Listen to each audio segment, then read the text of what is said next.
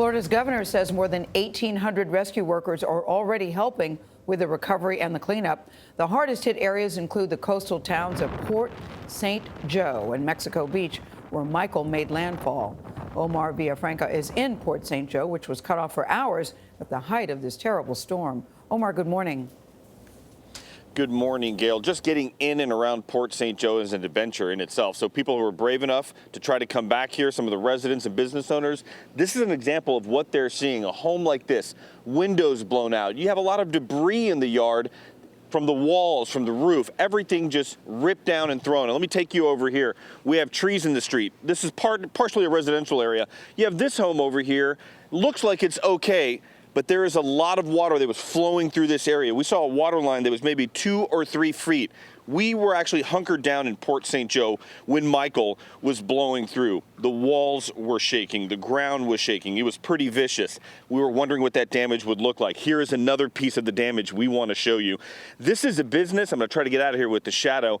The wall is gone. There's no longer a wall there. The roof is gone. And part of the contents of this fast food store are basically spread 3-4 blocks out in this neighborhood. It is a lot of damage, a lot to clean up, and the cleanup process is just getting underway. We don't have radar, we don't have cell phones. After the eye wall passed Port St. Joe, those who rode out the storm emerged to find the town shredded by the hurricane. Thank God we didn't try to take cover in this house. Boats were pushed on shore, trees snapped in half by 155-mile-per-hour winds. Power lines hung over roads, and cars were crunched together by up to 8 feet of storm surge. Nothing was left unscathed. Residents here didn't wait for help to arrive. Neighbors with boats and trucks launched their own rescue efforts, going door to door to reach people stranded by high water. How long were you guys in there? 3-4 hours. Jeff Pitts and his dog Buddy were picked up after 4 feet of storm surge flooded his home.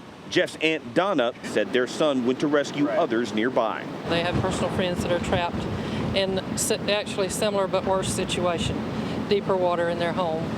So they came to my house and got his boat, and they're trying to rescue them now. Help is coming in from across the state. I got the call at 4 in the morning to set up and come, but so I left my wife and my 2 kids at home. A caravan of fire crews from Broward and Miami-Dade County are headed north to join the emergency teams already on the ground. PJ Parker and her dog Bodie are close behind. This is what we work for. This is what we want to do. This is what the dogs want to do. Those crews from Broward and Miami-Dade that were on their way to fix electricity here, they just came back from Hurricane Florence, so they're not going to get any rest. They're going from South Carolina over here to the Florida Panhandle. And one thing they're going to encounter, which is a lot of people are encountering here, is trying to get here physically is difficult. Not only are there down trees, big down pine trees in the road, but there are also roads that are washed out. We were actually driving in and around Port St. Joe trying to get out, and luckily we stopped because there was probably about a 15-foot section of road that was no longer there. That's something that they're going to need help with if they're going to try to get the power on eventually to this area. John?